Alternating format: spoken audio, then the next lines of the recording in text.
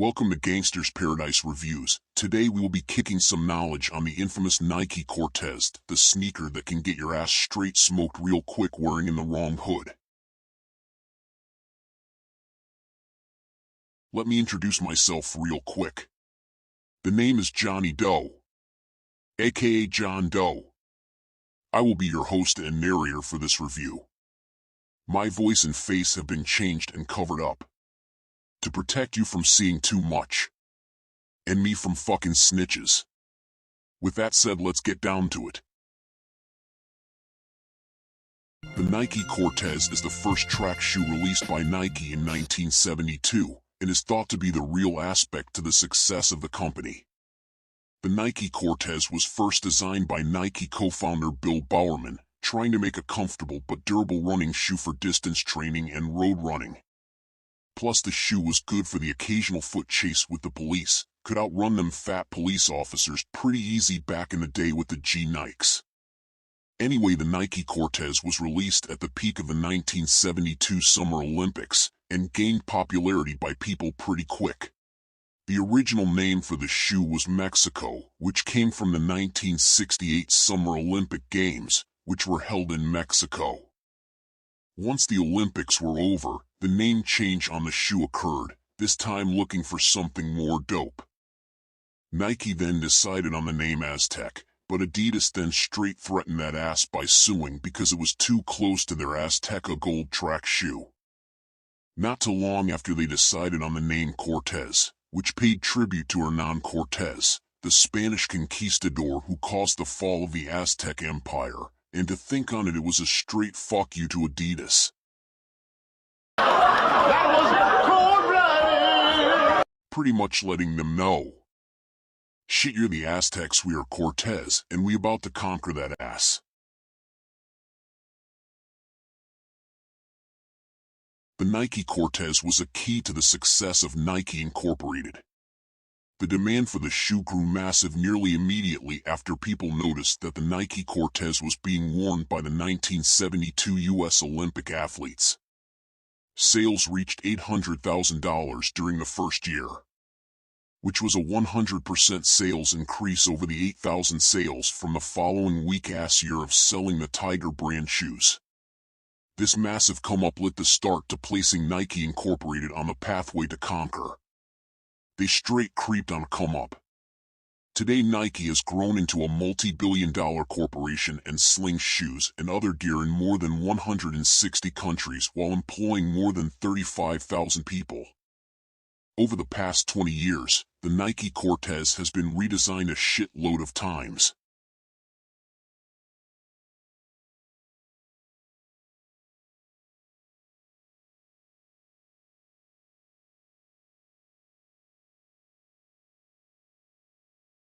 The designs come in pretty much any color you can think of, and shitloads of custom designs and patterns.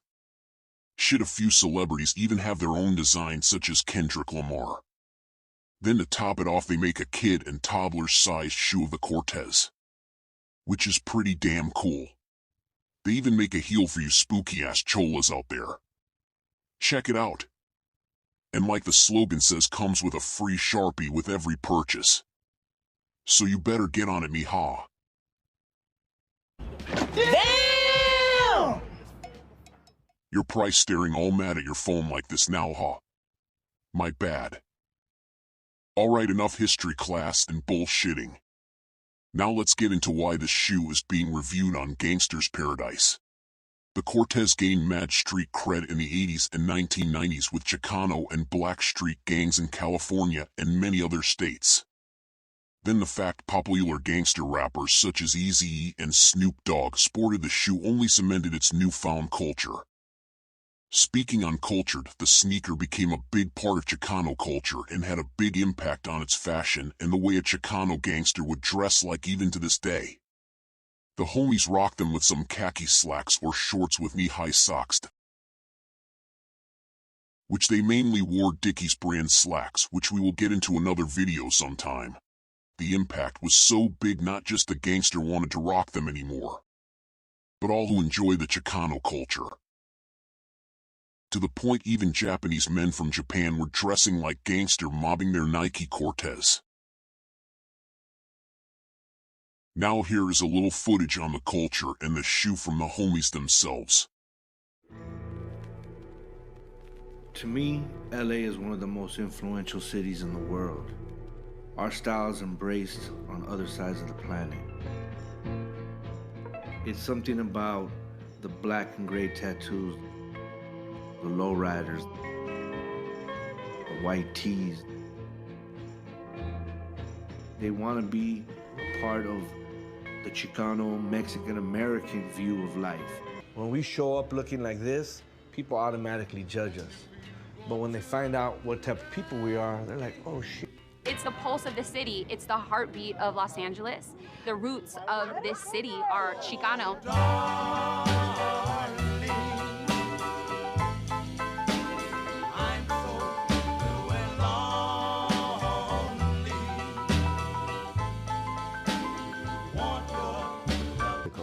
Chicano style, I think of Pendletons, I think of flannels buttoned up, Dickies clean, pressed. That style that was borrowed from the alpha male in that neighborhood, which is going to be the gang member. There's like a trickle down, you know, there's like a pecking order. At the time, in the 90s, the whole city, we looked like cholos.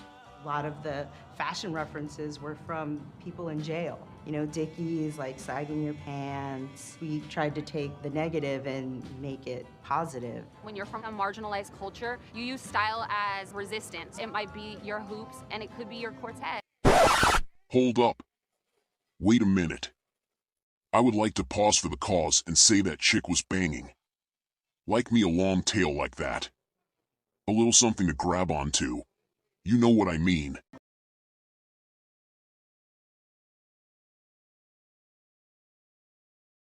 Alright, back to it. We invented the white tee, micro corduroys, and raw denim. The Cortezes went right with it. That was a uniform for us. When you look at where everything fly is really rooted, it really comes from the neighborhood. This is a program, this is how it's done, homie, you know what I'm saying?